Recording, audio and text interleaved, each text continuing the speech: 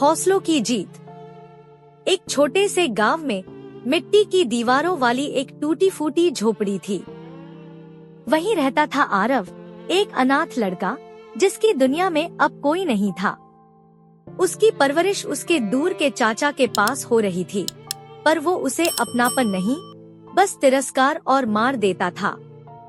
आरव के हिस्से में भरपेट खाना नहीं था, प्यार तो बहुत दूर की बात थी। पुराने फटे कपड़े, नंगे पैर और पेट में भूख, यही उसकी रोज की साथी बन चुकी थी। स्कूल जाना उसकी किस्मत में इसलिए था क्योंकि वह एक सरकारी स्कूल था, जहां फीस नहीं लगती थी, और दोपहर में मिलने वाला मिड डे मील उसका शायद पूरा दिन का एकमात्र खाना बन जाता था। लेकिन स्कूल में भी बच्चे उसके हालातों को लेकर उसे चिढ़ाते थे। गंदे कपड़े, न नहाना, बिखरे बाल, इन सब वजहों से वो हर दिन अपमान सहता था। स्कूल से लौटते ही उसे चाचा की चाय की दुकान पर काम करना पड़ता। कभी बर्तन धोना, कभी ग्राहकों को चाय देना। दिन भर की मेहनत के बाद भी उसे सुकून नहीं मिलता था। लेकिन अगर उसकी आंखों में कुछ बचा था तो वो था सपना। एक दिन स्कूल में एक समारोह हुआ।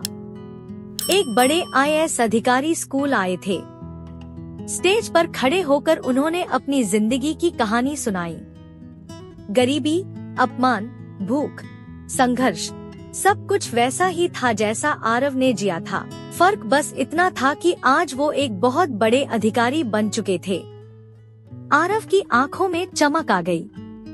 उसने पहली बार महसूस किया कि उसकी गरीबी उसकी हार नहीं है, बल्कि उसकी सबसे बड़ी ताकत बन सकती है। उस दिन उसने मन ही मन फैसला कर लिया, मैं भी आईएएस बनूंगा। अब आरव के लिए न तानों का मतलब था, न भूख का डर। वो सुबह स्कूल जाता, दिन में चाय की दुकान पर काम करता और रात को दिए की मध्यम रोशनी में पढ़ाई करता, चाहे बदन भीगता हो या हाथ कांपते हो। उसने पढ़ाई नहीं छोड़ी।